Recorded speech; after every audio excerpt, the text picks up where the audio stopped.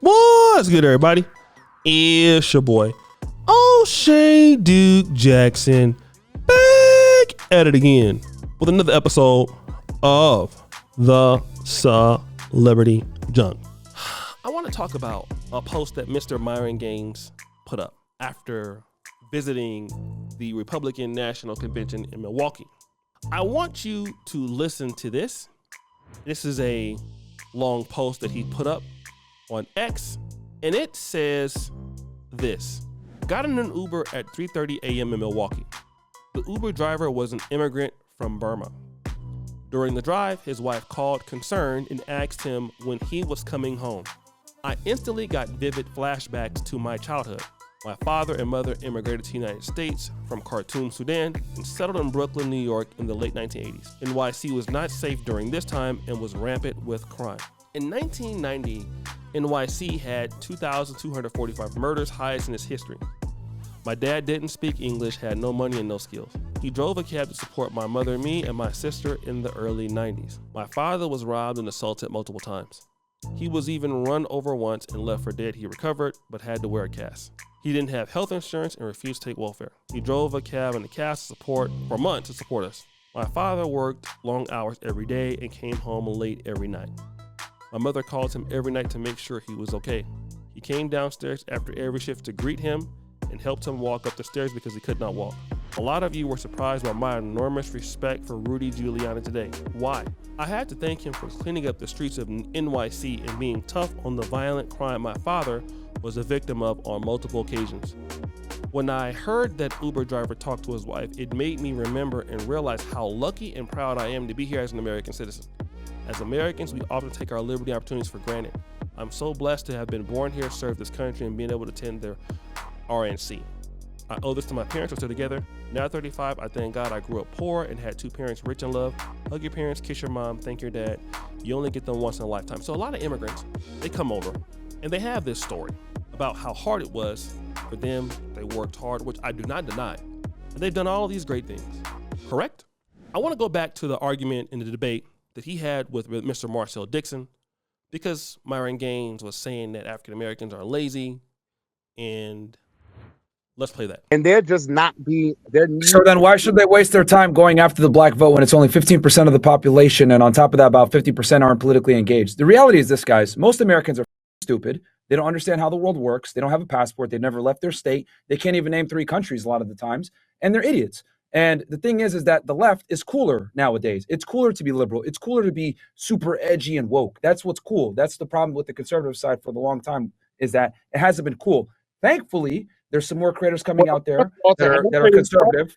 There's some more creators coming. Hold on, let me finish my point, bro. Let me finish my point. But we're 33. We're like, let me finish my point. 5 million. We're 30 You're lagging right now. people who actually vote. First of all, Asian Americans are a smaller contingent of the population. People still engage them. A huge percentage of the Hispanic population can't even vote. And you got people tripping over themselves to do things for illegal immigrants. And that includes the Republican Party. You even got people reach out to Native Americans who are like 2% of the population. So let's stop acting like 15% is such a small percentage where it's a damn lot. And 15% is actually an undercount because the census admits they undercount us by 3 or 4%. And in the South, Black Americans are usually in states like Georgia, Alabama, Louisiana, Mississippi, South Carolina, 30% or more of the population. So it's not a waste of time. Just like it's not a waste of time. It is. Why? Just not like They're not a majority, bro. And the reality is, if the way you're going to get the black voters is by giving them handouts, you guys cry about reparations. You guys want handouts all the time. That's just the reality. Let's call it spade a fucking spade. The black community wants handouts all the time. That's what you guys want. So, is it a handout when intern Japanese Americans or their children got reparations? Was it a handout when these Native American tribal governments get settlements that sometimes go to them in direct cash payments? Is it a handout when Holocaust survivors and their descendants get direct cash payment? Is it a handout when the downwinders get paid their reparations? So let me ask you a question then, since you're a pro-reparation guy. Let me ask you a question. Number one, how much money?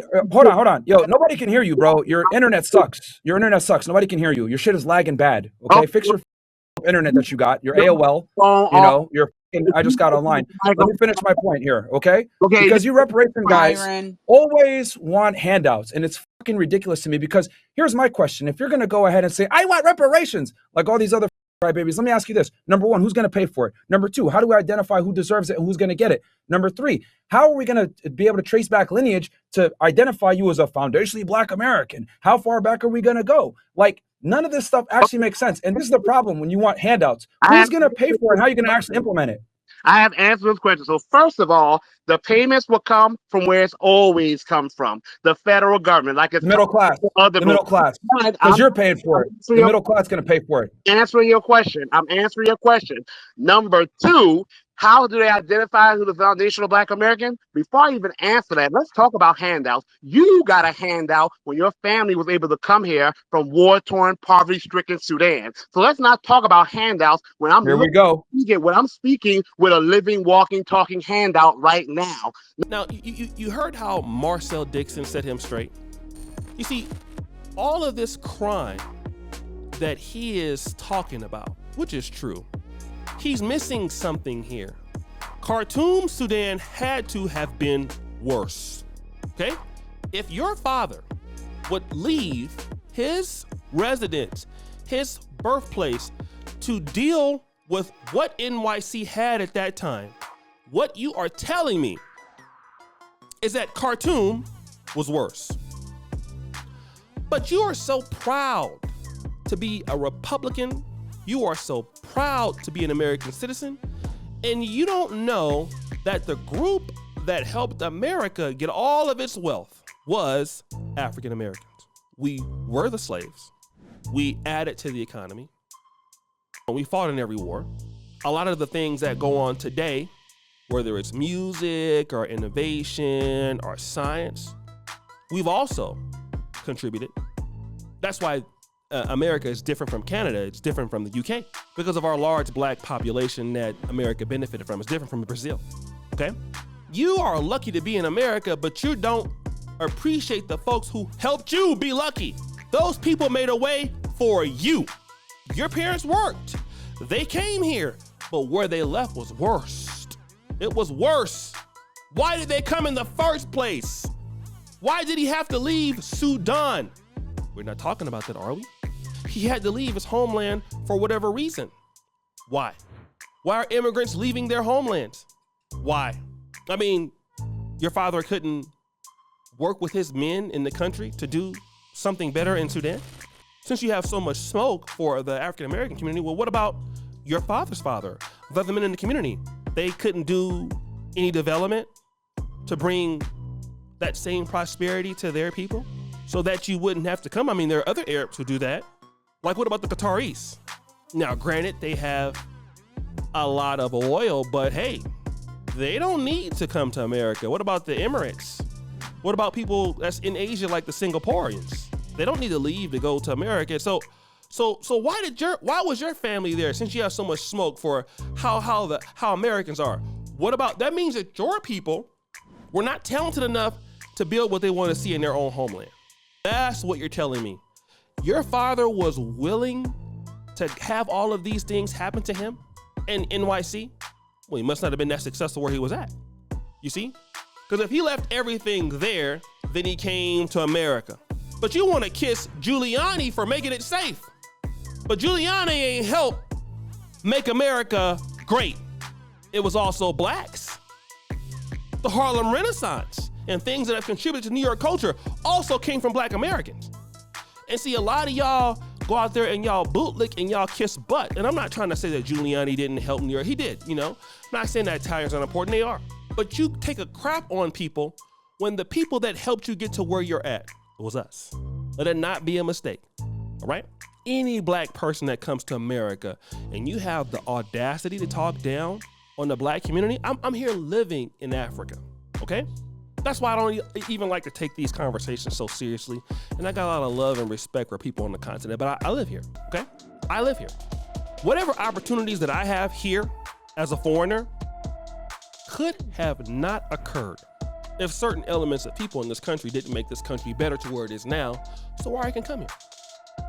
And if you deny that and you attack the people that have fought in every war, that make it safe for blacks to be cool, that open the door for other blacks to come into its country, when your own people couldn't do anything where they were at? What was your issue? Like, this is the thing I don't understand. For the immigrants to have so much smoke for black people, what were y'all doing there? Were y'all just chilling? Were y'all smoking blunts? What were you doing in your country? Since Americans are so lazy, but where you came from, I guess you wasn't working there, right? I guess you didn't have any opportunities there, right? So what was going on there? It tells me that the people that had those conversations were nobodies in their country. They couldn't get anything done. Because again, leaving Khartoum, coming into Brooklyn, meaning they were willing to get shot and murdered and all of that in Brooklyn and NYC, then stay where they were at, which is sad. So immigrants who come here and have that attitude towards black people, hey, nobody is stopping you from fixing where you're at. Trust me, I live here. It's a lot of opportunity for a lot of the people around the world that live in third world countries, where if you want the opportunity to work and build up your place, you can do it. Myron, Sudan is waiting on you, bro. You know, hey, I know they have a little bit of war there, but hey, you got the money now. Why are you not there? Why is your parents not there? Because the Arabic world couldn't do anything for them. That's why. There's no hope there. And whose fault is that? It ain't black Americans' fault. So guys, what do you think? It's your boy, Sudan Jackson. Back at it again with another episode of The Celebrity Junk. Appreciate you for all you do. Scratch the bell. We're out.